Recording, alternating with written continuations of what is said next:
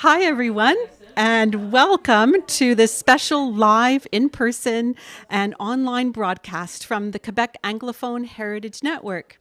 My name is Heather Darch, and I'm here with Glenn Patterson, and we are project directors for the Quebec Anglophone Heritage Network. I will call it QAHN from now on. And we are in the beautiful Kempffer Cultural and Interpretation Centre in New Carlisle in the Gaspé in Quebec. Yay! Thanks, everyone. We're really happy to be here today. Welcome to our online audience who are joining us on Facebook Live, on QAHN's Facebook page, and on our YouTube channel, and to all of you who are sitting with us in person today. Please let us know where you're watching from if you are on our Facebook page. We'd love to hear from you. Tell us where you are. If you have any questions or comments, you can put them in the Facebook chat, and maybe throughout the day we'll get back to you as our day rolls on. But it would be great to know that you're out there and watching with us today up in the Gaspé. The Quebec Anglophone Heritage Network is a nonprofit organization whose mission is to protect and preserve and promote the history of Quebec, and in particular of the English-speaking peoples that are spread right across the province. You are welcome to become a member of QAHN, and membership is open to everyone, including individuals and heritage organizations. And if you'd like to know more about us, you can look us up on our website and on our Facebook page. Our website is QAHN.org, and you can figure out how to become a member from there. And membership gives you lots of great advantages, like our publication that comes out 4 times a year called Quebec Heritage News. And it's written by local historians and professional historians and from people in the regions who are working in museums and historical societies. And so it's a great thing to have as a member to keep connected into the network. We realized at QAHN that our organizations like the Kempffer Cultural Centre became quite isolated during the pandemic. We were all separated by masks and 6 feet and social anxiety. And we realized that it would be great if we could bring everyone together, whether it's online or in person, and create an event that we're calling Heritage Live. And we're reconnecting people, other cultural institutions, other heritage organizations, historical societies, museums, archives, and bringing them together in events like this today. And so not only will we be meeting the people in charge of the Kempffer Cultural Centre, we'll be meeting other folks who are nearby running their own institutions, and also meeting musicians and writers and artists as well. So we have a great day lined up ahead, and we're so delighted that you're here. And our project is sponsored by Canadian Heritage. So I'd like to take the opportunity to thank them. They are giving us their funding today through their Canada Arts, Culture, Heritage and Sports Recovery Program from the pandemic. So thank you very much to Canadian Heritage. Now, I'd like to introduce you. You probably don't need an introduction, but the people online might, to the wonderful Sandi Beebe of the Kempffer Cultural and Heritage Interpretation Centre. Hi, Sandi, and welcome to your own site. Hello, everyone. Can you tell us a little bit about the Kempffer Cultural and Interpretation Centre for us? When did it start, and what is here? What goes on here? Well, first of all, Heritage New Carlisle is a nonprofit company, and sort of a group of grassroots people really saved this building that you're sitting in, which was constructed in 1868. And as you can see around, it was completely restored. And then people started working on getting things happening. We became incorporated, and this center, the Kempffer Cultural and Interpretation Center, has been open since 2008. Very good. And do you have a staff, or do you run on volunteer power? How does it? How do you operate? Well, there are a lot of volunteers. Of course, we always have a summer employee paid for by Canada Summer Jobs. And we have also usually a coordinator in the summer. This particular year, I am the acting coordinator. And it's really a lot of fun, but we certainly want to find somebody who would like to come back for a couple of years and, be a seasonal worker and maybe even take on and manage any art projects that we have in future. What projects do you have in planning stages or underway right now that we can all hear about? Well, we do have an infrastructure project. We've received some money from Canada Economic Development, and we don't see evidence of it yet, but in September we're going to start. We're going to have some windows done, some insulation, a new roof, and we're going to have a recovering of the building. But it's going to be recovered in material that is not wood, but is very similar to wood. Something that can stand up to the Gaspé winds and weather, I assume, eh? Yes, exactly. Very good. Are you a seasonal museum, Sandi, or are you open in the winter time? And is it a place people can come to only in the summer? No, that's one thing that we would like is more and more for people to come in the winter. In the winter, really, as of fall, winter, and spring, we're always open by reservation. We always check our emails a couple times a week. We're always, like in January, for example, we apply for anything that we need in the summer, like our summer employee and, for example, the MacPack license that we need in order to put on our teas, our fundraising teas. And so we would like to be open all year round as a cultural center for the local people, and both Francophones and Anglophones, of course. That's great. Thank you, Sandi. And I'm sure you would welcome anybody to come down, even today, if you're in the neighborhood, to see what's happening here at the Cultural Center today. So thank you very much, and we'll hear more from you in a little bit. The first part of our day is going to be meeting some of the folks that work in the heritage institutions in our neighborhood. And the second part of the afternoon will involve a traditional tea. And we're going to hear more about the tea as well from some of the volunteers. And we'll also have a special music presentation, and we'll be talking to our musician as well. But our first guest is going to be Danielle Sear. Hello, Danielle. Yes. Have a seat in the hot seat. Danielle is the president of Duthie Point, and I'm going to ask you, Danielle, all about Duthie Point. I have a feeling that maybe I went there a long time ago on one of the hottest days the Gaspé ever had with my children, and we walked for miles out to a lighthouse that I think maybe is your lighthouse. So, but please take me back to where I was and how it established and all about the Duthie Point site. Oh, the Duthie Point site started in the late 80s under the name Loyalist Village. And it was meant to celebrate the Loyalist history. And it's a site with 22 buildings. Well, now it's 20 because we lost 2. Money.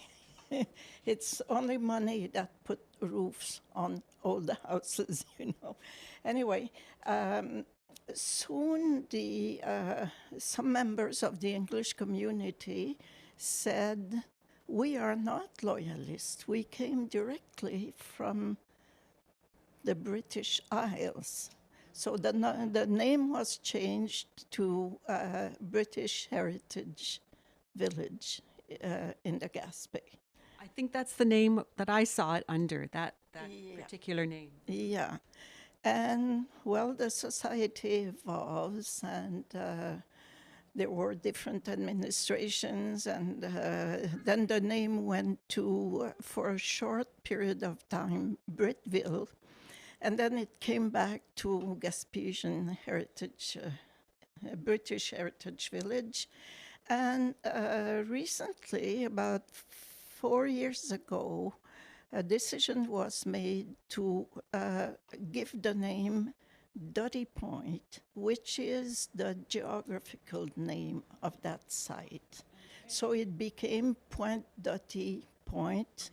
And the Mi'kmaq people had also put a sign with the Mi'kmaq name, which is Nesweg, and it means a triangle, literally the meeting of the three, meaning triangles, but it's also, it was a place where the three linguistic communities met, the Mi'kmaq, who have been there for 10,000 years, the Anglophones and the Francophones who arrived about the same time. And before that, the site focused only on the history of the Anglophone settlers. But as we look more and more into the history, we found that they didn't live in isolation, you know. There was always a meeting of the three, and there were a good number of intermarriages, and now we're more interested in this aspect of things. Yeah. So that's one thing. Also, Dotty Point was a site, it was like a musical village where there were staff in costumes who guided visitors inside the houses. But it never generated enough money to maintain the houses.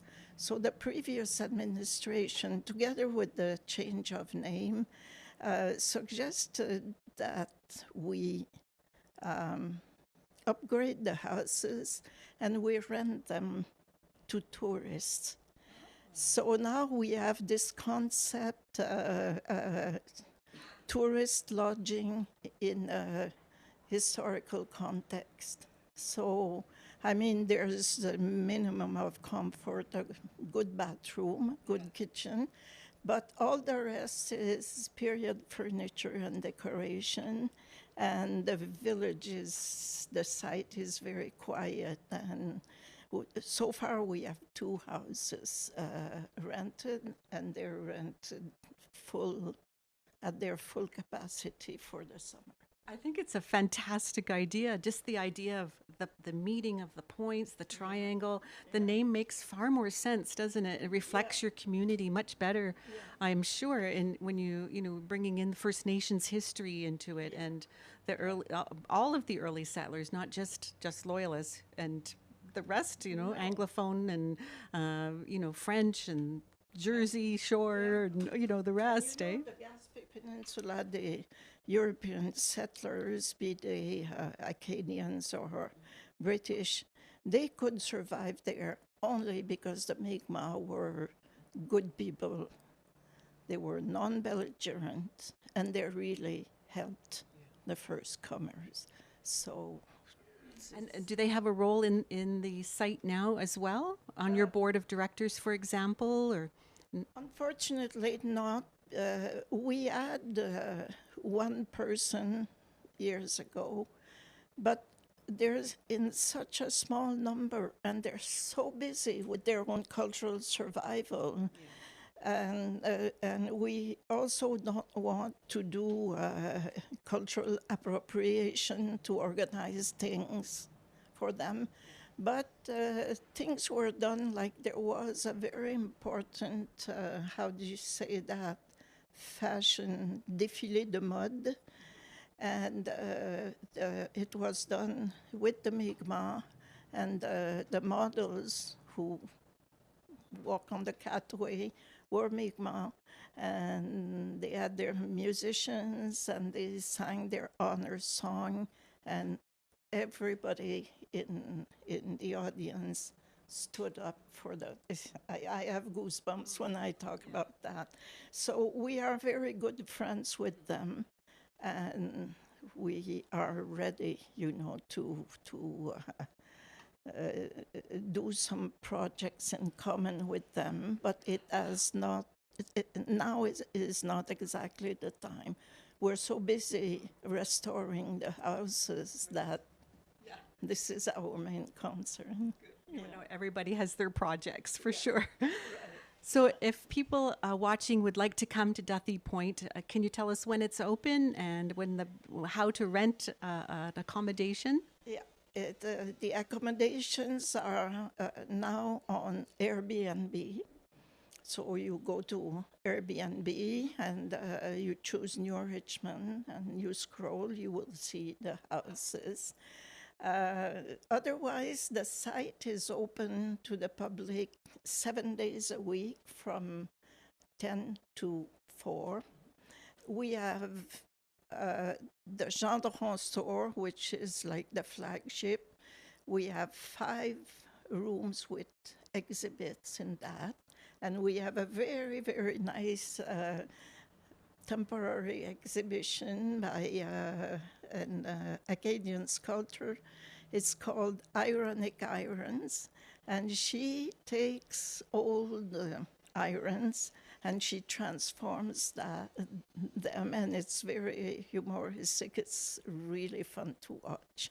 It sounds fantastic. So I encourage all of you who are watching today and visiting today in the Kempffer Centre to please go to Duthie Point. It sounds fantastic. It sounds like I need to go back again. Maybe not on such a hot day like I did last time, but it sounds like things have really changed and it sounds wonderful. And I would like to add that thanks to a small grant from the city of New Richmond, the town of New Richmond, we also acquired 7 old washing machines.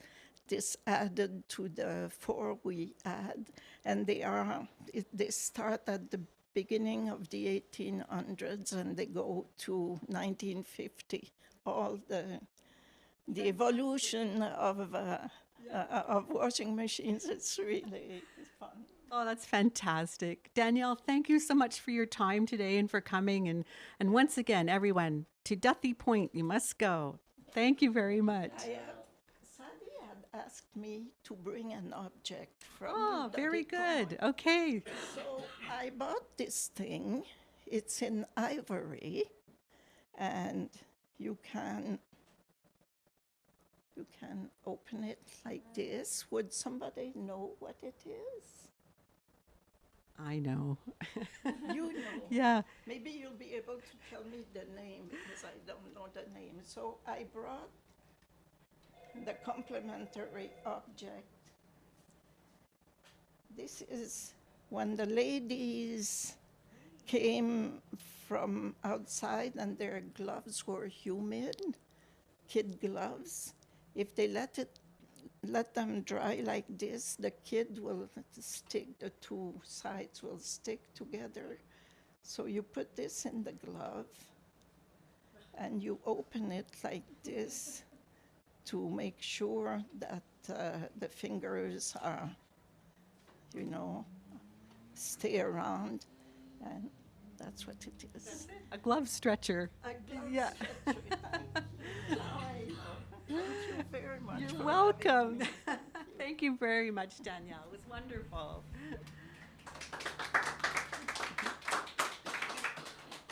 Our next guest is Thomas Martins.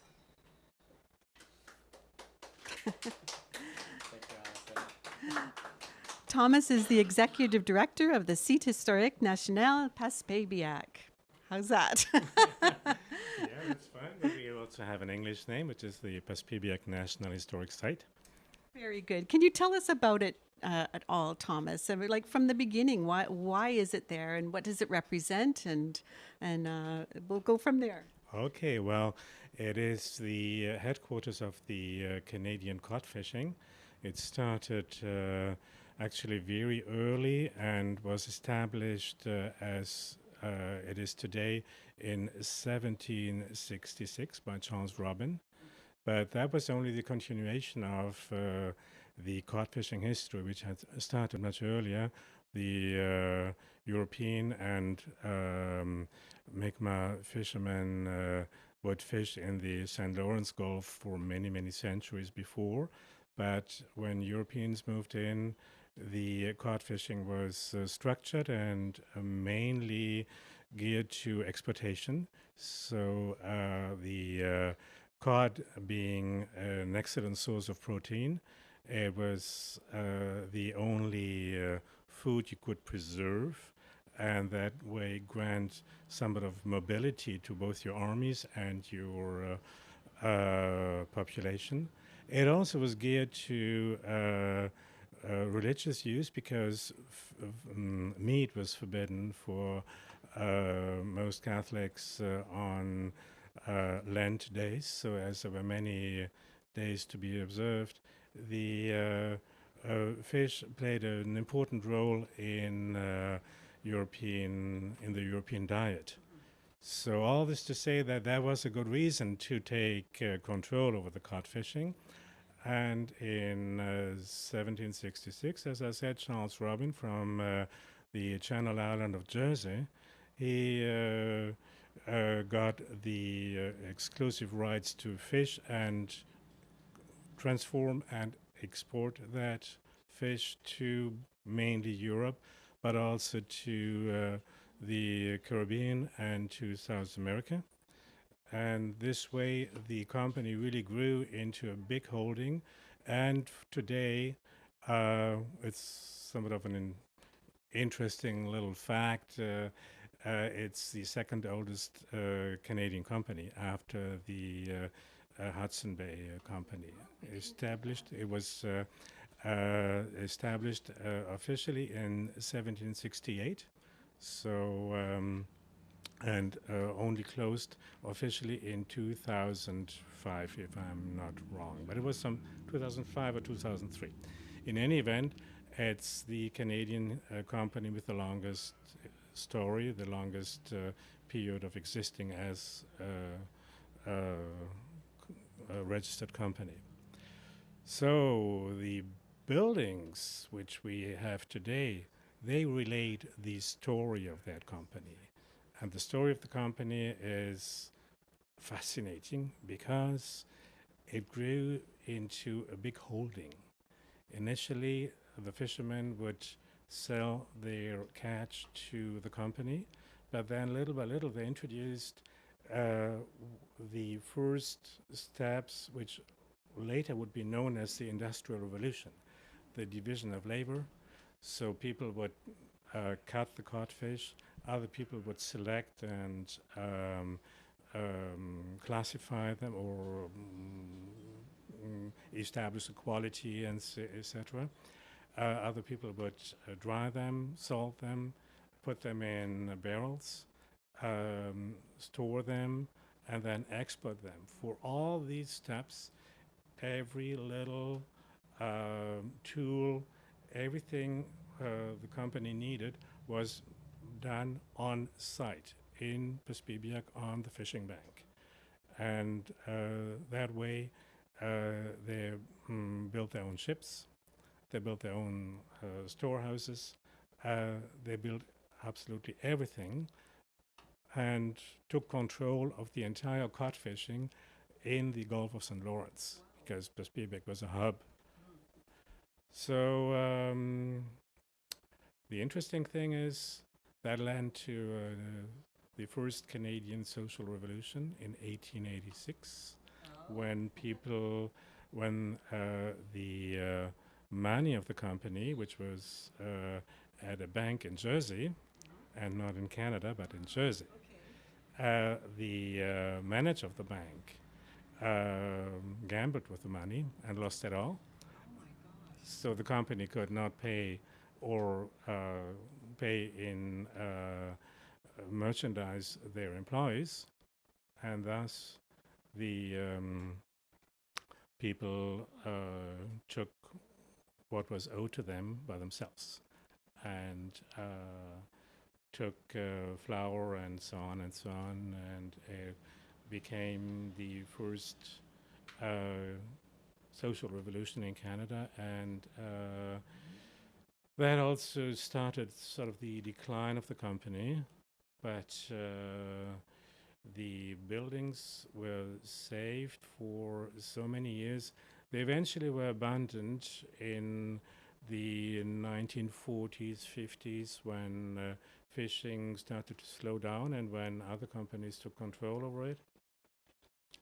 And then in 1964, unfortunately, most of the buildings burned down. And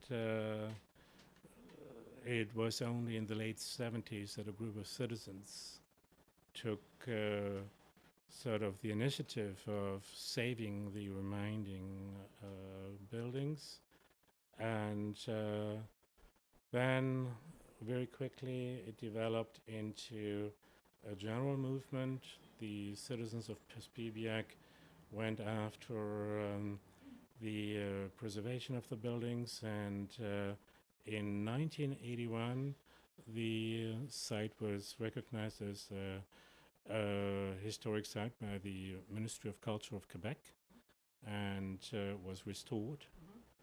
And in 2001 it was recognized as a National Historic Site of Canada. And now we're working on international recognition to get the UNESCO recognition. And so that's as short as I can make it about our history of the National Historic Site. Oh, it's wonderful, Thomas. Thank you so much. There must be so many people around that have ancestors, or they can recount their ancestors who worked with the company, and the stories must keep on going, and you must keep learning about what life was like to work for that company, the Robin Company. Yeah, and that's our big strength, that our historic site, we are actually a place people identify with because it relates their family history, because there's nobody in Pespiebiak who has not one ancestor who worked at this factory, at this site. So people are very, very attached to it, and that's our strength.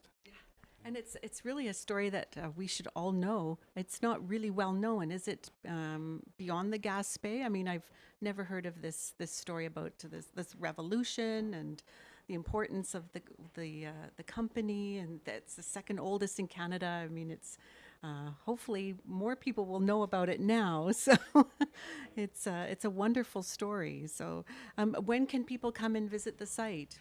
We are open 4 months per year. We're open from June to October, and we open at 9 o'clock in the morning and close at 5 o'clock in the afternoon. We do also have a restaurant, and you can have a heritage culinary experience, as I call it, an expérience culinaire patrimoniale, where you can have local food. We exclusively serve seafood and fish. We do have chicken for those who can't eat fish, of course. And the restaurant is open from 11 to 9 o'clock p.m. And we are working on extending our season. Maybe next year we can extend it beyond the 16 weeks and go to 18 weeks and maybe to 20 weeks. But that's on the works. Okay. And I wish you best of luck in obtaining the UNESCO designation. It's well deserved, I would think. So, and thank you very much for your time here today as well. So, thank you for the invitation. It's very appreciated. And please come over. We are probably reopening the restaurant this Friday. oh, very good. The restaurant's opening this Friday. Thank you, Tom. This is wonderful. Thank you.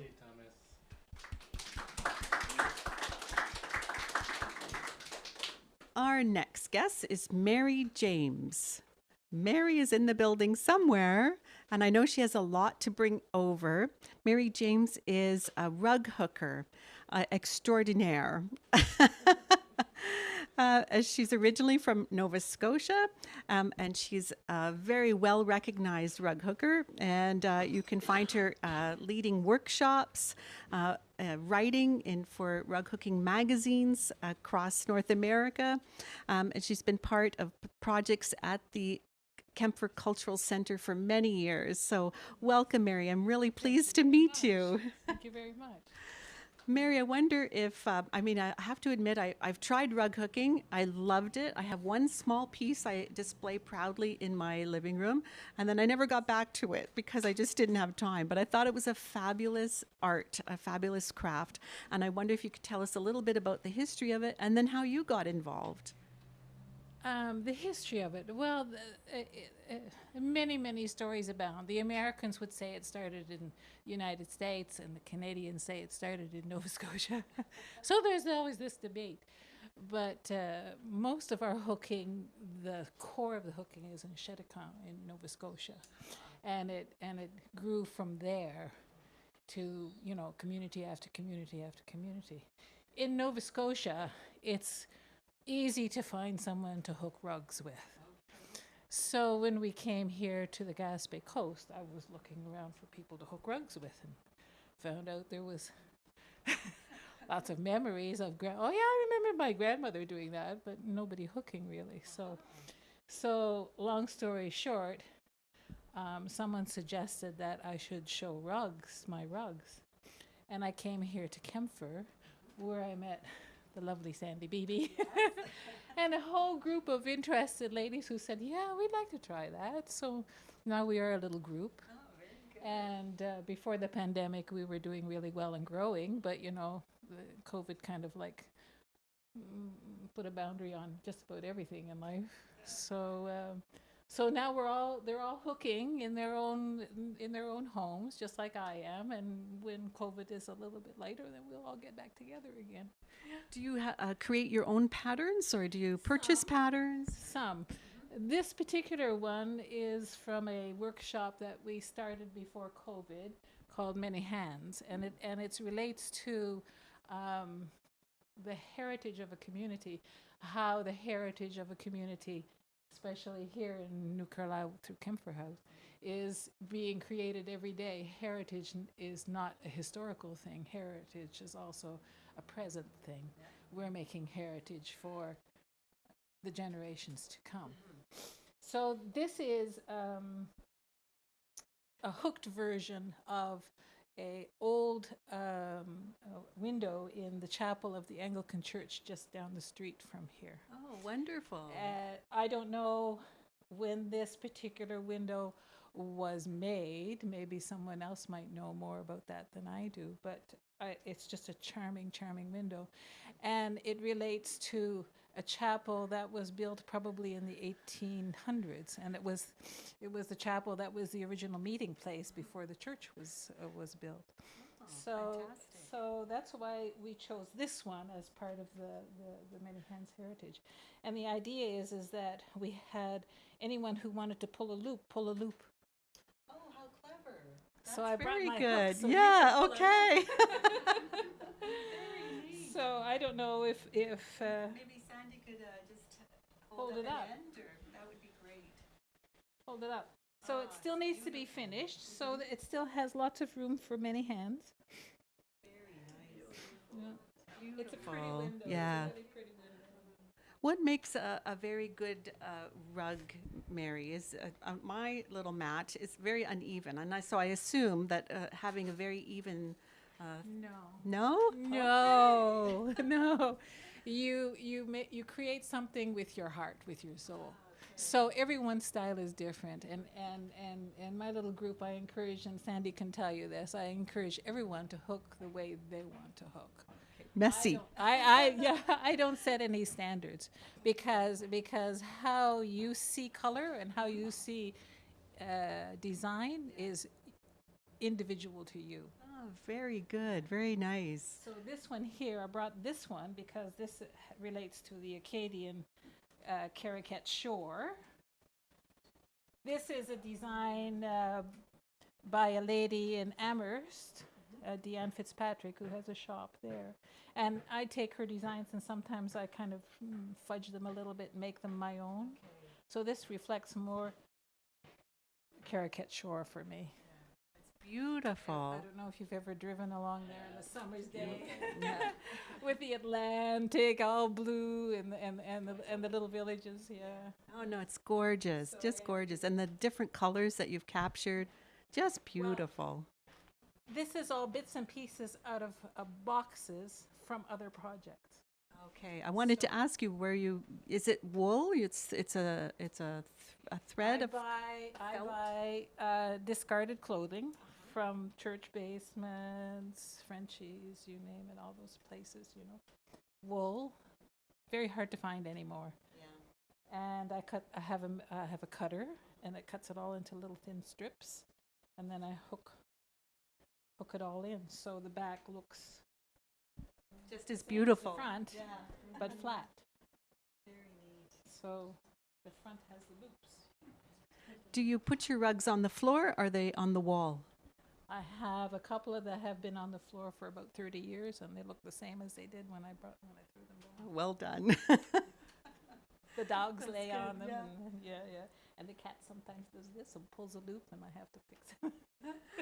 Is rug hooking very different here in Quebec than in the States, in Maine, Nova Scotia? Does each region have its own style? Kind of does. The Shedicant people hook mostly with yarn, and very, very, very fine, like very fine hooking.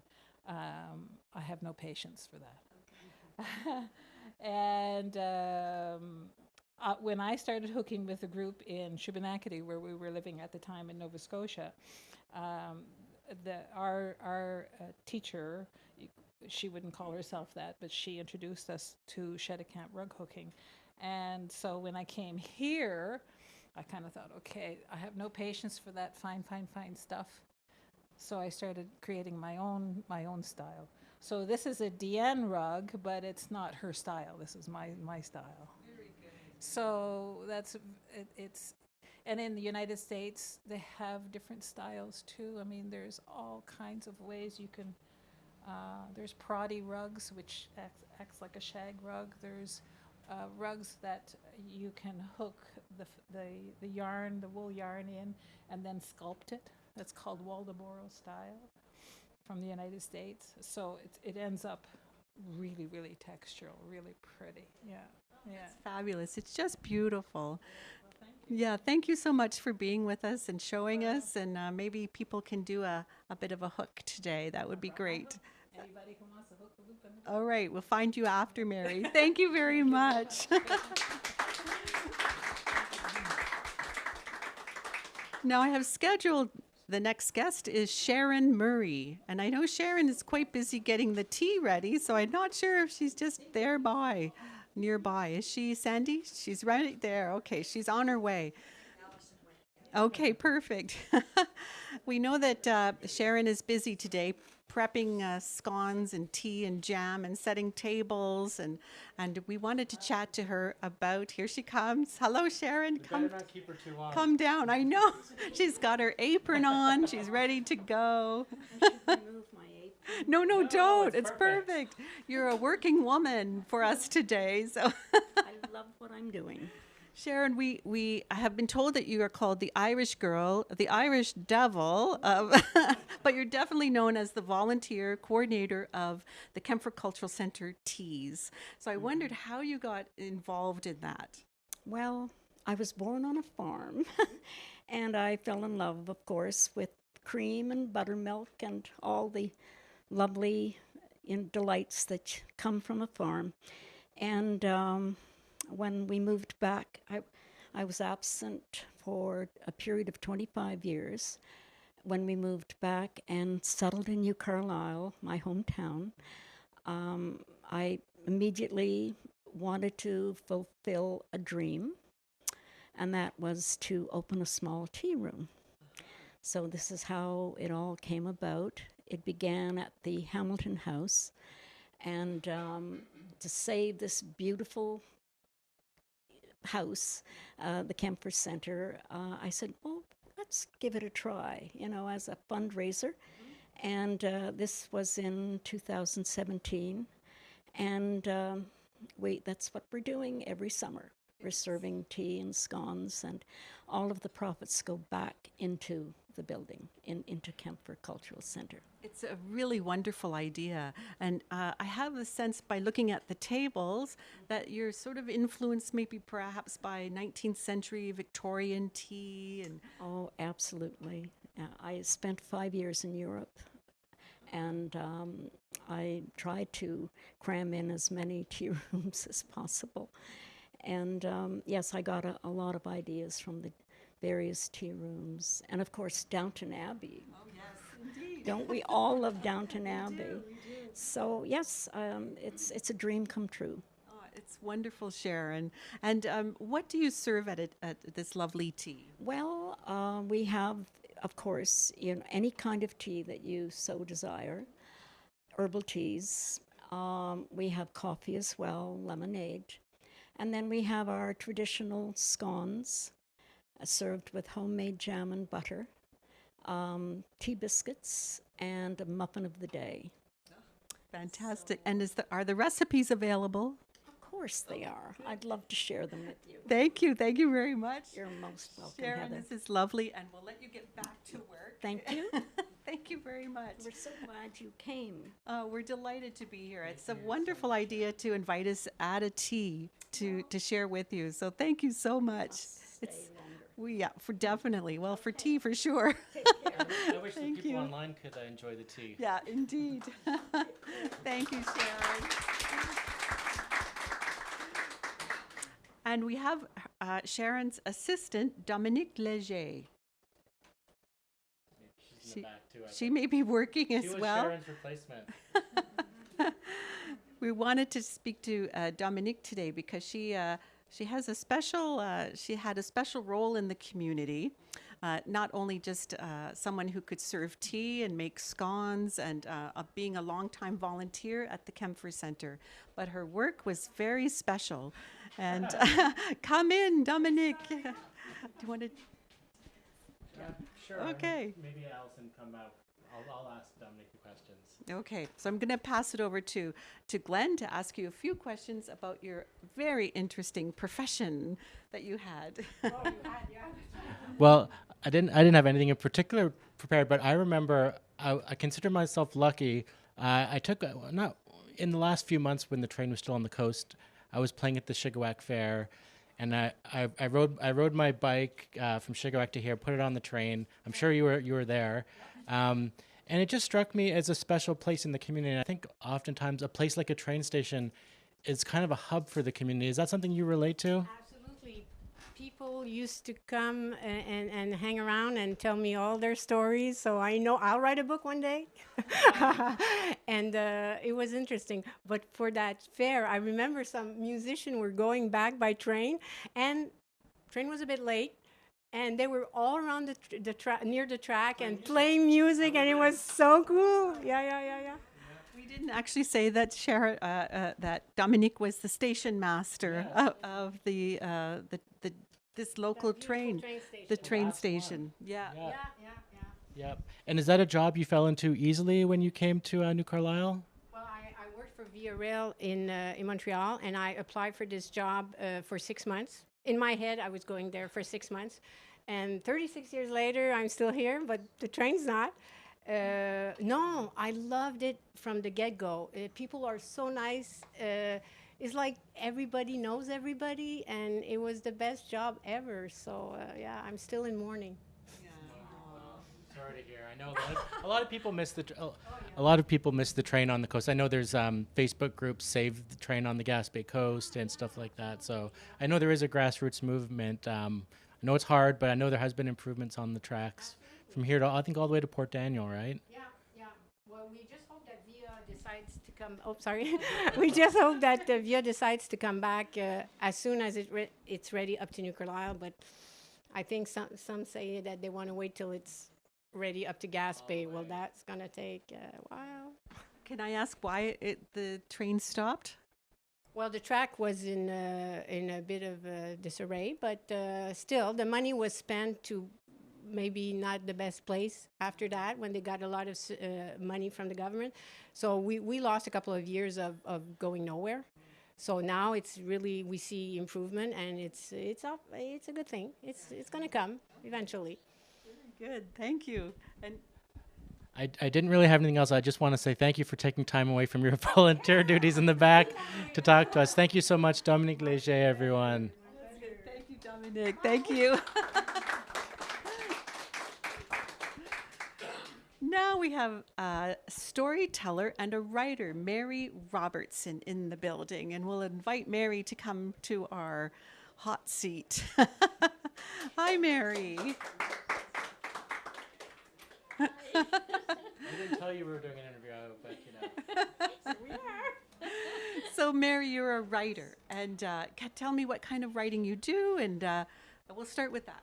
Well, I'm more of a storyteller than a writer. I grew up here on the coast, and I've always had a big interest in stories of the coast and the history. I worked in history and heritage for a long time. I worked as the director of the museum in Cascapedia. And after I finished there, I did a couple of things, and then I go, no, there's too many stories here on the coast. I have to find a way to collect them, to share them, and so I became a bit of a writer. So that's what I'm kind of doing right now. So you're recording them into a book, all of the stories you've learned? Yeah, I'm doing a lot of research. I'm really focused on the stories, legends, and folklore of the Gaspé Coast because it's a fascinating place. There's nowhere else, I'm going to say, there's nowhere else in the world that has so many stories with all the different mixes of culture. And the one that really got me started was the Phantom Ship of the Gaspé Coast. I grew up as a child, and my great uncle, who was kind of an important kind of fella, and he said that he had seen the Phantom Ship. I was really young. And I go, the Phantom Ship? Well, if Uncle George said he's seen the Phantom Ship, it has to be true. So I grew up with that story. And a couple of years ago, and through the years, I would always hear people saying, yeah, we've seen the Phantom Ship, and I never seen it, and I'm still looking for it. But I came across a book that was written, I think, in the 1940s. It's a 99-page poem about the Phantom Ship, and it's a fascinating story. I don't think people are going to want to read the poem because it's written in a language that's very poetic, and you got to really concentrate. So I go, I'm going to take that story and I'm going to use that as the base, and I've already started, and that'll be the base of the story. And I've interviewed a lot of people about who have seen it, and a lot of people, because I put it out there, a lot of people have written to me and saying, yes, when I was in such and such a place, I seen the Phantom Ship. And so their stories all mix, like they all kind of blend together, but which ship really was the Phantom Ship? Because everybody has a claim on it. And the Maclean's magazine in Canada, they wrote a story that it's one of Canada's mysteries. So it's not just a little piece of folklore.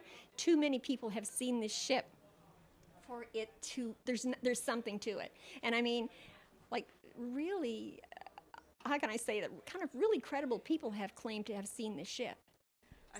That's fascinating. Is it a fishing vessel? Is it There's on the ship, and I remember my Uncle George saying, my great Uncle George saying that there's a beautiful woman on the ship. Now, why I say beautiful, because isn't every, a woman on a ship in a long white dress? I'm saying beautiful. I'm taking a little, yeah.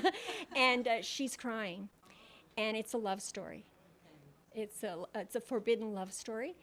My version of the story that I found in the book that I verified with a lot of the senior people, and the ship was set on fire because her father was actually a pirate. Oh my goodness. And there was a lot of pirates on the Gaspé Coast. There was a lot of pirates in the region. So I'm really working together. It's taking a lot of research, but it's fascinating. I can hardly wait. Are you going to publish it soon? Yes. I was supposed to be this summer, but I've researched a lot of other stories, and I have a collection now of 21 stories that I put together about the Gaspé Coast, all in legends and folklore. And so the Phantom Ship has kind of got put to the side, but now I'm going to pick it up. It's going to be wonderful, Mary. And well, it's a fun thing, and I figure it's something that we all need to know more of the stories of the Gaspé Coast, because it is. And for people who come here, they see the beauty, the mountains, the sea, but the stories add so much more to it. Yeah, that's right. And we don't have, we're years ago, people used to sit around in their living rooms telling stories. We're not doing enough of that now. No, you're right. And so many of these stories have not been recorded. They've not been written down. People have told them. So I'm kind of going for putting as many stories together. And by the way, I just want to mention, because I spoke so much about the Phantom Ship, I'm just going to sneak something here. One of my friends, who's an amazing artist from Persay, we were talking about it and that, and she goes, and I go, like, I have to find the picture of the Phantom Ship painting, and I go, I can't steal somebody else's. And she said, I'll paint the Phantom Ship for you. So this will be on the cover. Fantastic. So, thanks, Linda. We're going to meet the artist. Yes, that's it. Is there a website that we can follow you, Mary, or so we know that when you're publishing and when your book is ready? I put together built a small website. It's just called gaspécoaststories.ca, www.gaspécoaststories.ca. And so there's a collection, like I say, right now of 21 stories, and I hope to be adding a lot more.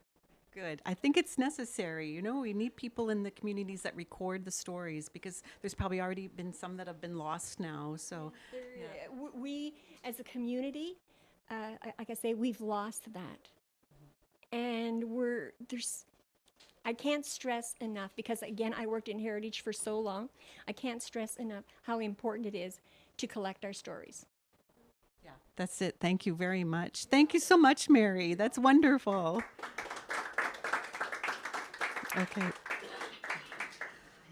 Our next speaker is Lynn. Featured presenter. Yeah, we're going to tie her right in right away, is Linda. And indeed, Linda Drody is an artist, and I will tell you a little bit about her now. She's a self-taught Gaspé Coast artist who paints with acrylic on canvas and has been painting since 2002. After 2 years of painting, artist Gilles Côté asked Linda if she wanted to showcase 3 of her paintings. Within a couple of days, Linda sold her first painting at Café Couleur in Barachois, Quebec. Linda has been painting scenes of the coast since the very beginning of her career and has focused more on historical buildings. Her work has expanded over the years, though, from historical buildings and local culture to carefree scenes of wildflowers, clotheslines, whimsical scenes for Christmas cards, and scenes that tell a story. Her paintings might even whisk you back to your childhood. She enjoys singing with friends, dancing the local square dance sets, and telling stories, and has recently released a Gaspésian children's book that ties into her Irish roots. Sean's Search for Treasure is sure to delight the young and the young at heart. And Linda, it's a pleasure to meet you, and thank you so much for being with us here today at the Kempffer Center. Well, it's such a pleasure to be here. Thank you so much for inviting me. Well, it's great. I actually realized many years ago that I picked up some of your cards. It was nuns canoeing, I believe, or they're in the water playing, and I just picked it up because I thought they were just lovely. And now to meet you, it's really quite wonderful. So I wonder if you could tell us a little bit how you got started in art in the first place. I started. Can I take it? Okay. I started painting. Well, actually, I started in the arts when I went to see an artist, Tennyson Johnson, who is well known around the Gaspé area. And so I had asked him if he would make a hope chest for me. And I was thinking about that this morning because I was thinking, why would I have ever asked Tennyson Johnson, you know, because it's not someone I knew really well, but my parents knew him very well. And because Tennyson and his brothers were balsam pickers, they would pick the sap out of the tree, and so my parents bought it and sold it for medicine. And so anyway, they knew Tennyson and his family very well. So I went to see Tennyson about making a hope chest, and I asked him to carve the Drody coat of arms. And so he was, all up for making the hope chest, but not so much for doing the carving. And he said, well, maybe you could do the carving. And I said, well, I don't think so. And he said, anyway, we talked about it a bit, and he said, well, I'll do the carving for you, but I'd like for you to go home and try to do a carving, you know. So I came back with a little carving, and so he said, wow, that's very good. And so he said, you should really keep on, or he said, actually, you should try painting, because if you can carve, he said carving is much more difficult, because if you take a piece of wood out, you can't put it back, but if you make a mistake with painting, you can always fix it. Yes, that's right. So it took quite a few years. I did continue with the carving, and then later on, it was later on that I started painting. Several years later, because one of the things that gave me the idea to paint is my brother had gone to some meeting with his church, and so he was prophesied over, and there was a word given for me, and so the guy said, your sister is very, very talented with her hands. So he said, he has 3 sisters. So he said, I knew it was you, you know. Anyway, so he came.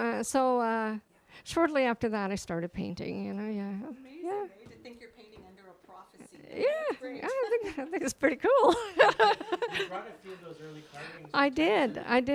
Yeah, 1 minute, please. Yes. Thank you. That'd be great.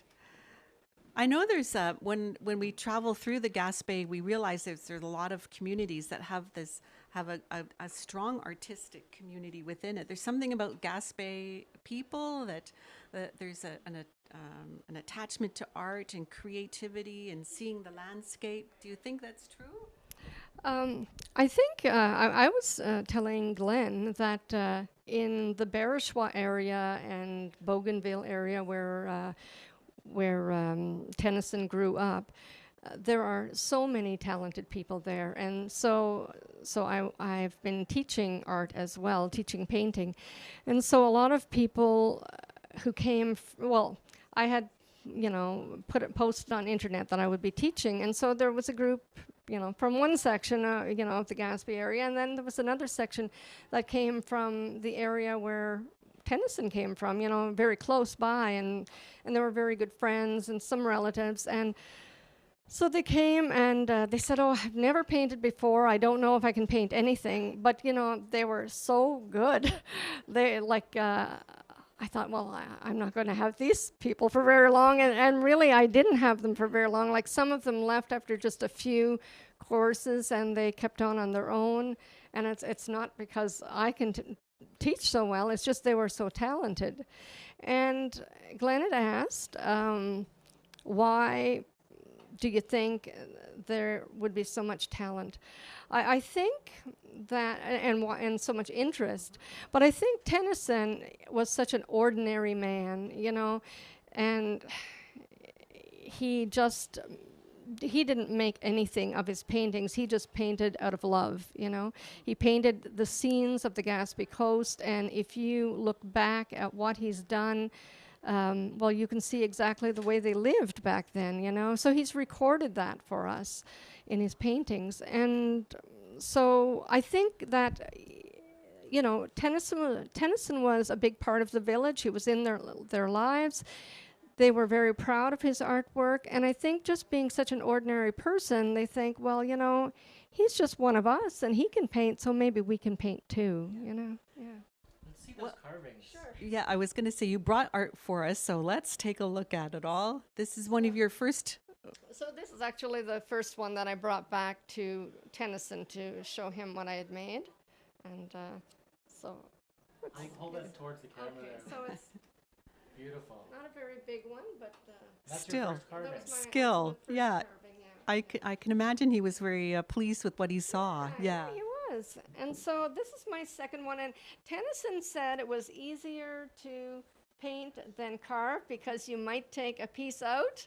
Well, here's the proof. I took a piece out. I started digging right in the beginning. And so I learned. I have another one here, actually, that doesn't have... Tell us about that scene there. Well, actually, I mean, we didn't have a lot of paintings at home, but my mother had a bread book that had some Van Gogh scenes, and this is a Van Gogh scene, and Fantastic. so, pardon me? Sorry, Norman Rockwell, not Van Gogh. You're right. Sorry about that. Yes, and so anyway, I sketched it out, and It's brilliant. well, done. Thank you. Can you please show us some of your other work? Because I know you paint from what you see in the community too and what you know. So I think your art also expresses a lot of the Gaspé life and joie de vivre and the spirit of this community. So this scene here is actually very precious to me because it's my home where I grew up. And so it tells a story of where at Christmas time, my father would always bring home a Christmas tree. And just like all of our parents, I guess, if we grew up in the Gaspé. And so he used to cut wood in the fall, and, most of the men would check out to see where the nice trees were and kind of mark it out and keep an eye on it and maybe come back the following year. You know, they'd be cutting in the fall. Or so anyway, they always had a few trees in mind that, and they would maybe cut around it to give a chance for the branches to extend. So it's just a very homey picture for me. It's well, it is my home, but it's also good memories. You know. It's beautiful. Thank you. This scene is actually the corner of the beach church, and I painted it because my mother used to talk about having such fond memories of going to church with her parents, you know, in a sleigh. And they had a big family, so they couldn't all go by sleigh, but she just had so many fond memories of going with her parents. So I did that kind of in memory of her, but it's also part of a story that I'm writing as well, which is, anyway, I have too many things on the go, but it's part of the story. Also, this here scene is a scene from just a few years ago, but there's a little church in Capozzo near, well, it's within the park limits, the Forillon Park limits, and it's not an Anglican, I can't remember what the church is, but anyway. What, Methodist? Yes, originally it was. Yes, you're right, United it is now. So anyway, what they've been doing for the last, I'm trying to think, maybe 20-something years, maybe 21 years or something like that, or more than that. Anyway, they've been having a service, they've been having a service over there before Christmas. They don't want to intrude with the regular Christmas services, so it's either the last Saturday of November or the first Saturday of December. And so they invite people there. There's no electricity in the church. They make a fire in a wood stove, which I could show maybe. I'll put them together. So they make a fire in the little wood stove, and there's somebody who plays the pipe organ, would you call that? Or pump organ, okay. And so anyway, we all sing, and they do readings, Christmas readings, and then at the end we all have hot chocolate, which is warming on the stove, and eat some of the delicious treats that people bring. Yeah. So it's just a nice thing to show children. That's how I started going. I was invited by the minister, and I took my kids when they were quite young, and I was hooked. I've been going back every year since. Oh, that's wonderful. And then you have a beautiful painting just in front of the piano. And so, this one here. Yes. So, when I grew up, my father's family always fished. It wasn't the only thing they did, but they fished. And so, anyway, my father fished when I was growing up, and so he used to always have fish flakes out, and he would dry the fish. And so that was part of my job, or any of the kids' jobs at home. He would put the fish out on the flakes in the morning if the weather was good, and we were there to watch to see if it rained, because we had to bring it in if it rained. So it's part of my heritage. And growing up, we ate a lot of cod, a lot of fresh cod, and then a lot of dry cod. And the fresh cod was wonderful. I wasn't a big fan of the dry cod, but I am now. Yeah, that's right. So I made my own recipe for fish cakes, and I like mine. Thank you, Glenn. Very good. I'm the human easel. Yes. Now, Mary, you get into the idea of writing actually too, and so I was wondering if you could tell us a little bit more, Linda, about how you have segued from art into writing. Well, I've been wanting to write a book for a long time, and I've been writing stories, but during COVID, I thought it was a great time because I had lost a lot of work, and so I wrote the story, which didn't take long, but doing the paintings was much longer. The reason why I wanted to write an Irish story was because I'm mostly Irish. I'm a little Irish, English, and French. And my mother grew up in Irishtown in Percy. And so she used to tell us stories. She was a very big storyteller. And so she would tell us stories about her uncle. His name was Barney Donahue. And I think a lot of his stories were very exaggerated. And so the character, one of the characters in my book, or the book is told, the story is told by me, or it was like my uncle told the story to my mother, and it was passed on to me, and I'm telling that to the readers.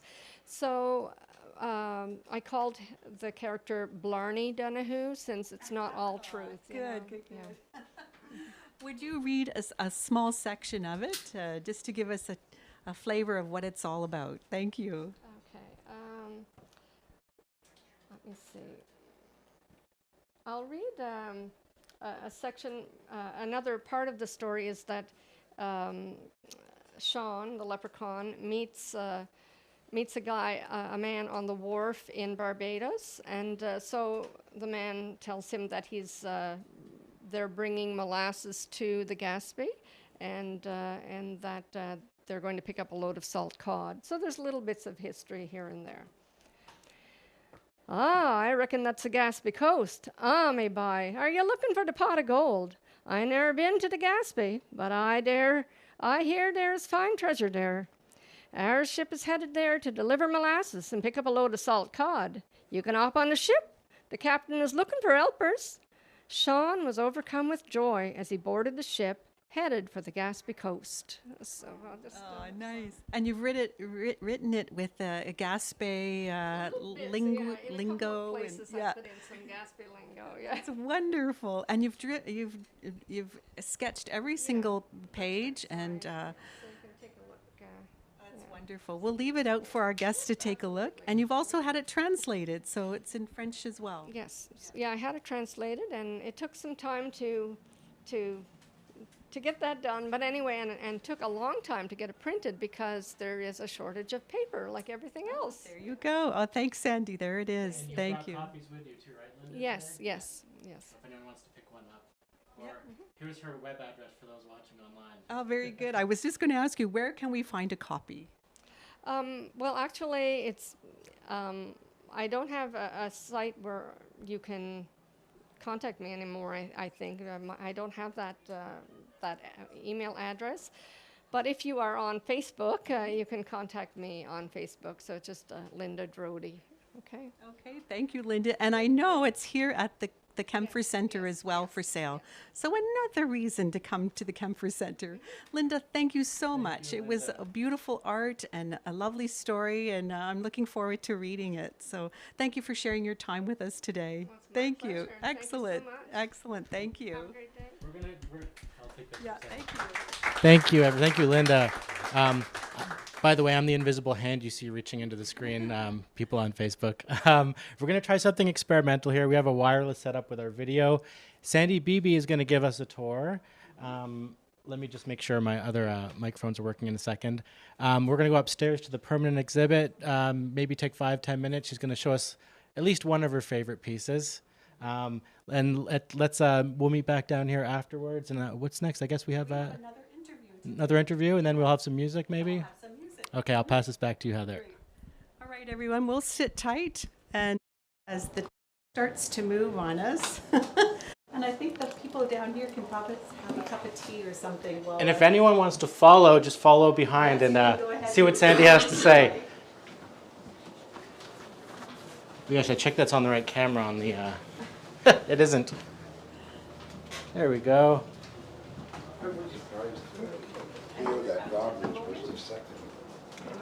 All right, Sandi. I knew Hudson's Bay, but I never thought Roberts. Yeah. So, tell us about this little chair quickly. Well, we are very, very happy and very fortunate to have this chairlift here. And we were lucky because through a budget for accessibility. We were able to get this through QAHN, our Quebec Anglophone Shameless Heritage. self-promotion here. Yes. Sorry, I set you up. And they totally paid for the whole thing, so that is wonderful. And you know, it's just absolutely fantastic. Looks lovely. It's wonderful, and All right. yeah. So that's I'll just. And that's give part you of a your little- accessibility yeah. plan, and you're fully accessible from the back as well. You're There it goes. fully wheelchair accessible. Yeah, Amazing. we're fully wheeled. Well, not really fully because not the to grass the and gravel? basement. Oh, okay. But basically, we have other ideas All right. as well for the future. Let's go upstairs. Yes. I'll try not to trip over the stairs as I go. After you, Sandy. Okay, so our house was built in 1868, the Kempffer House by Robert Henry Kempffer. And when we start our tour, we go this way because we always think that New Carlisle began with the Loyalists, the people who remained loyal to the British Crown, and settled here in New Carlisle in 1784. Okay. And this exhibition represents about 8 different themes. This room, for example, represents the beginnings, and people had to start from scratch. And they could fish, they could hunt, but also they had to build everything. So they really had to construct everything from the beginning, and it wasn't easy, and the winters were very, very difficult. So this room represents that. Okay. New Carlisle soon became the administrative center. So with that, then we had lawyers, notaries, doctors, different people who came here. And so there's where we had the finer architecture. There's a lot of grand houses in New Carlisle. You really notice it. That really shows that heritage. Yeah.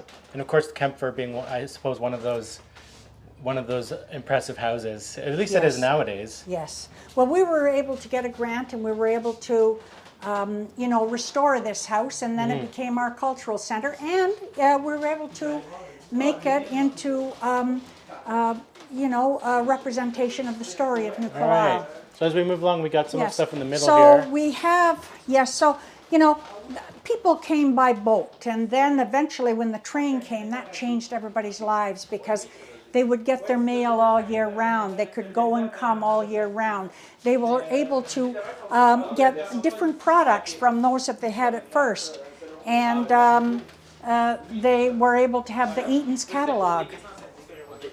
That was a big deal here. I know that. Yes, Yeah. it was a big That's deal. how I guess most people got their Yes. goods. Anything they couldn't Yeah. get locally came through a Yes. catalog. And also a lot of jobs. I mean, they weren't high-paying jobs, but they were good jobs. And of course, people that worked on the train, they were gone for several days. So people often say, why is this lunch pail so large? Well, it's basically because they had to go out for several days. So this is Mr. Wilson Crozier, who worked on the railway for years, and he had to pack food for 2 or 3 days, and they kept it under ice in one area of the trains. So do you have a special item you want to show us, Sandy? Well, right over there. But we'll wait Let's talk general first. Let's talk until we general. get to space. So basically, you know, we have our stores. Telecommunication was very important, and of course, we have the very famous politician René Levesque, and this is the 100th anniversary of his birth on August 24th of this year. Okay. And this represents like him going to school, and he loved to read, he loved to study. He came from a family that also loved the same thing. He and his father both loved books, loved reading. We have a few books here. These are the kind of books that, some of the kinds of books that René Levesque would use. And he was somebody who, of course, New Carlisle having had the radio station CHNC, and he would take the English news as it came out, and he would translate it into French, and then he would read it over the radio, CHNC. Okay. And he was only like 13, 14 years old, so like he was, you know, really able to do that. And of course, military tradition. We have a tradition of like about 10% of the population that joined the military. You see that for Yes. sure. And we have the uniforms. We've got our very famous spy story.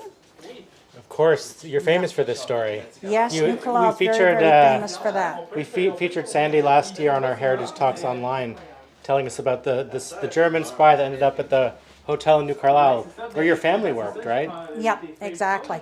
Now this room also represents like the social aspects. Now, if you look in the corner, you'll see the bathing suits that were made out of wool.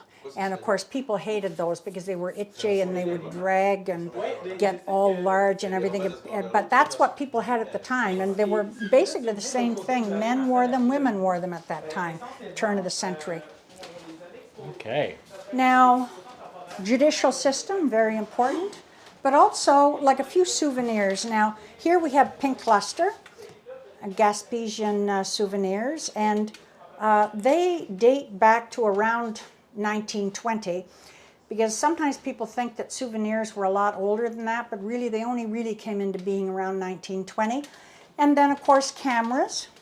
It was around 1910 when a lot of people were able to afford a camera. It was smaller ones, larger ones, and so it was popularized around that time. Lovely. Education. Of course, Very, very tourist photos of important. the Gaspé go way back too. You know, you can find old postcards. I think Americans were really the first ones to come here en masse, it would seem to me. Yeah. Well, actually, with the coming of the train and like the very, very end of the 19th century into the beginning of the 20th century, you know, we had a lot of tourists coming. People were then driving down. People were taking the train. There were 4 or 5 hotels in town. One hotel, the White House Hotels, the Maison Blanche, had 2 tennis courts and a swimming pool. So it goes to show you, like, the popularity of tennis at that time, for example. Right. Right. And tourism was a very important industry at the beginning of the 20th century. Yeah.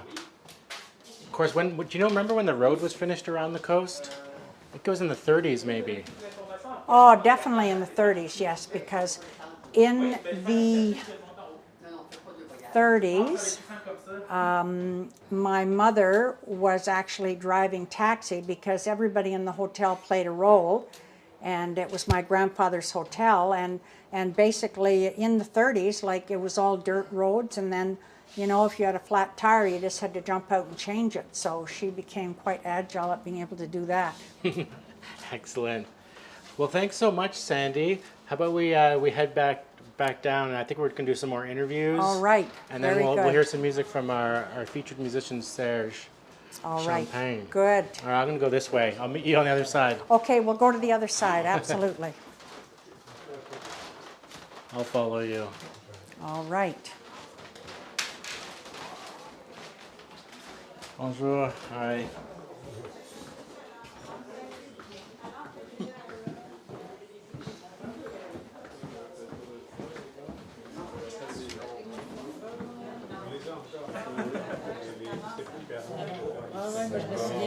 Je vais juste mettre le tripod ici encore une fois.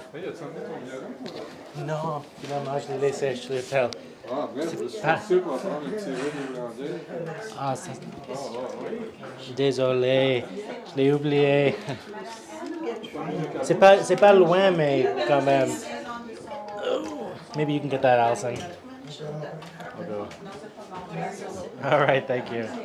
Finalement, je ne sortirai pas mon employé parce que c'est très risqué. Je pense oui. Juste le SF de mon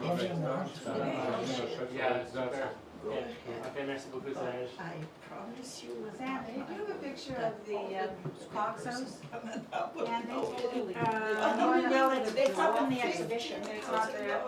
It's up in the exhibition. Okay. I would never have forgiven you. No. I was just going to show Mario. Yeah. I can show them after, but it is up in the exhibition. And you're welcome to visit if you have a time. Very good. So where are we now in our programming? Now we're going to meet. We're going to meet Mario William. And Mario is a stained glass artist who has workshops in New Carlisle. I've been told he's a true artist. He's a restorer and came to New Carlisle on a boat and never left. Hello, Mario. And I'm going to pass the microphone over to Glenn. I'm bienvenue Mario. Ça fait plaisir de vous accueillir ici ce soir. Pour ma première question, comment vous êtes devenu verrier? Je suis devenu verrier à 19 ans. J'avais 19 ans. J'ai rencontré un monsieur qui commençait à faire des lampes, the famous Tiffany lamp. Okay. So I worked there for 3 years in Montreal. And those years was really the renaissance, the contemporary renaissance of the stained glass by the lamp. And I follow the same processes than everybody. In the 70s, the stained glass was dead, quite dead, because we go out from the church, and mostly in the church the stained glass was there. So we stopped to go to the church, and we forget the stained glass. It became unpopular in homes. And yeah, it was popular in the home too in the 50s. In Montreal, I said in Montreal was the capital of the domestic stained glass in the house. Everywhere in Montreal, every quartier. Neighborhood. Okay. Notre-Dame-de-Grâce, Saint-Henri, every Hochelaga Maisonneuve, everywhere, the whole house have stained glass. Most of the time, up to the window and above the door too. Right. Anyway, so I started there and worked 3 years, and after I start my real apprentissage in stained glass. Okay. Vous avez suivi un apprentissage avec quelqu'un en particulier? Holland Master in Montreal, Theo Labers, Studio Ninkiri in Montreal too. Okay. An Italian was installed in Montreal in the 40s after the war. No, not after, before the end of the war. Anyway, because I have a couple of stories on this. And was a very popular glassmaster at this time, all around the Canada. And I learned there. I was in France too, make a stage in France. I work hard all my life. Yeah, we even have some here. We'll have to try to show them. I'm going to take and I know you're not from here, but je me demande si, est-ce qu'il y a des liens, parce que vous avez déménagé ici en Gaspésie, il y a 40 ans, vers 26 ans? 18. Okay, 18 years. So, est-ce que vous trouvez qu'il y a des liens entre votre art et la communauté, le paysage ici, les bâtiments? Est-ce que vous trouvez d'inspiration dans le monde qui existe ici, le milieu en Gaspésie? For an artist, the inspiration can come from anywhere. But here, it's the best. It's the huge, the landslide, landscape. Landslide is for later.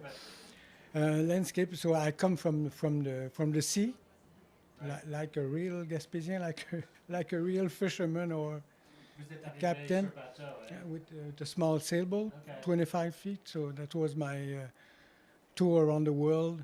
Tour around the Gaspésie was enough for me. Wow. Excellent. I wonder, Allison, I wonder if you could kind of zoom in. These are two of his paintings there. Probably that wide camera might work well for them. I'm not sure. It's not really painting. Well, yeah. Yeah, it's all piece of glass all together. That's so hard to do because the color of those subjects. Yeah, and we have one here. This is where we are right now. This is the Kempffer House, or Kempffer Center, as we're supposed to call it now. Sorry, Sandi. How long would it take you to do a piece like that? How long? The time to think, it's about 2 weeks. And to realize, I take my time. So maybe a year, or like I said, Picasso from one of his picture takes 60 years, all his life. You know, the time to. It's about that too. You know, the experience is to make some pieces take a long time. Can we come and visit your studio, or do you sell your art from your studio? A mess, but a nice mess, a colorful mess. You're welcome. Lovely. Anytime. Can we find you online, Mario, if we wanted to? Facebook. On Facebook? You have a Facebook page? Yes. I'll see if I can put up his name again. So that's Mario Boulian, and actually there's some nice interviews on YouTube I found of you taken recently, I guess with I don't know if it was Radio Gaspésie or Musée de la Gaspésie, but there's some nice stuff on YouTube if you don't find them on Facebook. Okay. Merci beaucoup, sir. Thank you for having me. Thank you very much. Now, our final guest, but not the least, of course, is Serge Champagne. And Serge is going to play music for us, and we're going to let him play for a bit and come back and have an interview with you, Serge. And Sandi has invited Serge to come and play for the tea, to bring some atmosphere to the guests, so they can enjoy a cup of tea with some lovely music. So we'll just let Serge set up for a little bit. And yeah, it might take us just a few minutes to make sure his guitar is sounding good, but just be patient, and I'll set a timer here give us 4 minutes. And so we'll get Serge set up, and just hang tight, or if you're watching online, you can go grab a cup of coffee or tea or use the washroom. That's it. Thank you.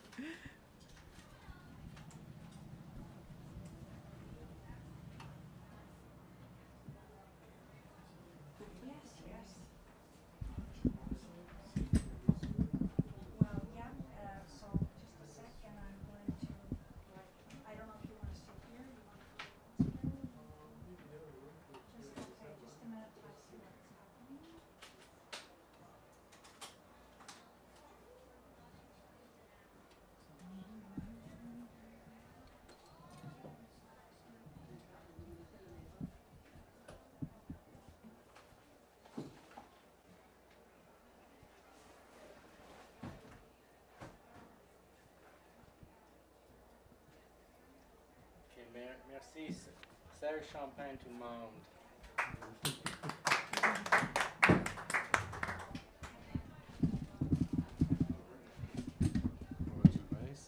Que je monte ma chaîne. C'est correct. Je vais juste checker les écouteurs. Ouais.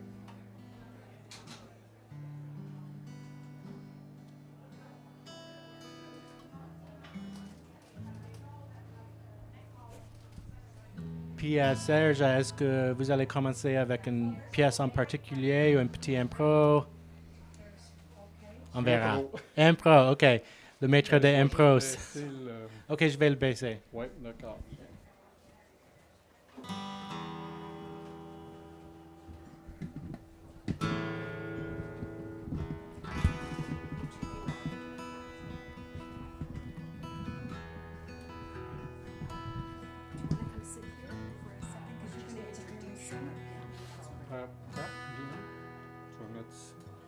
C'est mieux à la deuxième à tête. Sinon, il y a trop de bass. Ah.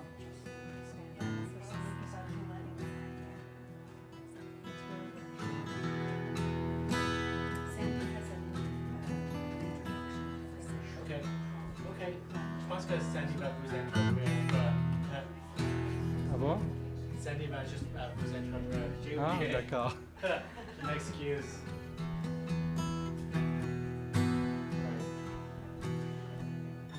All right, people, I want to introduce Serge Champagne. Now, Serge studied classical guitar in Montreal. He came to Gaspésie in 1980. He settled in Kaplan, and he opened a record store in Richmond, and he gave guitar lessons. And now he's lived in Bonaventure for the last 20 years, and he still gives guitar lessons. And he participates in all kinds of musical events, solo as well as other musicians. And he's a very well-respected musician in the area. So welcome, Serge. Sandy, thank you, Sandy.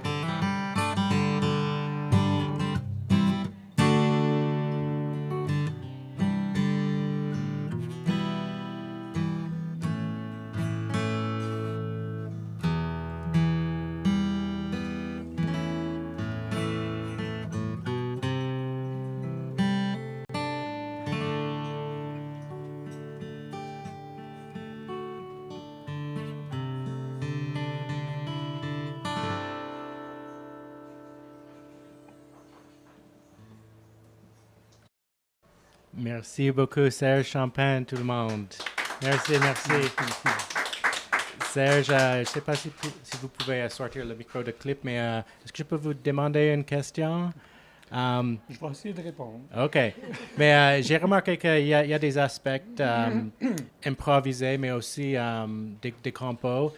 Pour vous, est-ce que les compositions sont un point de départ pour vos impros ou quelque chose de même? Ou est-ce que c'est une autre source complètement? C'est clair que vous aimez beaucoup la musique impro. J'improvise toujours.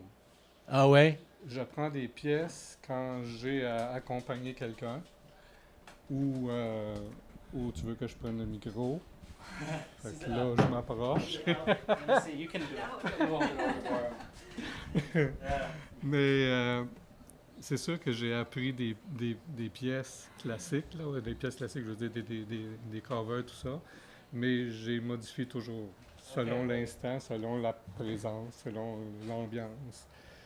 Ça fait que je suis ce qu'on pourrait appeler un improvisateur. Ça, c'est quelque chose que vous avez toujours fait ou c'est quelque chose qui s'est développé? C'est quelque chose qui s'est développé parce qu'au début, c'est sûr que, bon, j'ai commencé une formation classique, donc je jouais du Bach puis du Mozart. Pas du Mozart, mais...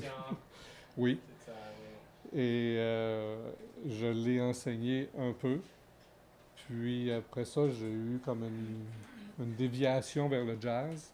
Oui. Et ensuite de ça, j'ai eu une déviation vers la musique progressive. Puis suite à ça, ben là, je me suis dit, ce qui m'a frappé dans la musique progressive, c'est le son, la sonorité. Je me suis aperçu que j'avais des oreilles et que ce que j'aimais, c'était le son. Donc, une des premières choses que je dis quand je donne un cours, c'est d'essayer de mettre le moins de doigts possible sur une guitare et de faire sonner les cordes le plus librement possible. C'est sûr qu'il y a beaucoup de pièces qui se jouent toujours comme en barré, des choses comme ça, beaucoup, mais ça coupe toutes les vibrations. Exactement. Si je fais... tout est là. Oui. Ça fait que j'aime beaucoup faire une musique de fond que j'appelle musique d'ambiance pour que d'autres musiciens, par exemple, mettent des notes dessus, mettent une mélodie, et moi je fais un fond sonore. Donc, comme ici, ben le fond sonore, c'est les gorgées de thé, c'est les bouchées de muffin, puis moi, ben... J'essaie d'être low profile. On parle, un thème aujourd'hui, c'est le lien entre le paysage, la communauté et l'art, la musique. Parce que vous n'êtes pas d'origine de la Gaspésie, mais est-ce que vous trouvez qu'il y a quelque chose en Gaspésie qui vous inspire? Ou, ça fait quand même 42 ans que je suis ici. Vous êtes gaspésien. Ça fait que je suis plus gaspésien qu'autre chose. Et ça, j'ai eu ma formation à Montréal. Mais est-ce que vous avez trouvé quelque chose ici spécial qui a... Bien, premièrement, une femme. OK. À côté de la musique, mais... Ah oui. OK. Mais c'est sûr que... C'est ça. C'est l'horizon, c'est la chaleur humaine, c'est... Il y a un son ici, là, juste dans le paysage. Oui. You know, les oiseaux, les vagues, tout ça. So, yeah. Anyways. Oui, exactement. C'est ça. Puis, oui. Okay. Je pense qu'on va terminer à la diffusion en direct, mais est-ce que vous pouvez jouer une autre improvisation pour dire au revoir à nos publics en ligne? OK. Merci beaucoup, Serge Champagne. Donne-moi une note. Well, we're coming to the end now. We've had a marvelous day at the Kempffer Cultural Centre, and thank you very much to all of you who have attended online the entire time. Thanks for being with us. Thank you to Danielle Cyr, Thomas Martins, Mary James, Mario Boulien, Sharon Murray, Dominique Léger, Mary Robertson, and Linda Drody. Thank you to all of you who told us stories, who told us about your historic sites, that brought objects, that inspired us through your art and your storytelling and your music. To the directors of the Kempffer Cultural Centre, to the staff and volunteers who warmly welcomed all of us. It's been just an amazing experience. Thank you to the wonderful Sandi Beebe, Spencer Buttle, Jeremy LaPlante, also again to Sharon Murray and Dominique Léger, our tea hosts. Thanks again to our funder, Canadian Heritage, to our QAHN members across the network who've turned out today. Thank you also to our technical support, Alison Kirkwood, who's helped us today. We couldn't have done it without you, Alison. Sure, she's in the background, so thank you very much.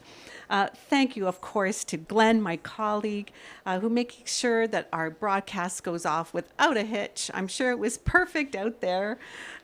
Thank you to Serge Champagne for your delightful music that's good for the soul. Thank you so much. And Serge is going to play us out, and as we say goodbye from the Kempffer Cultural and Interpretation Centre in New Carlisle, Gaspé, Quebec. Thanks for joining us, everyone. Bye-bye. Serge.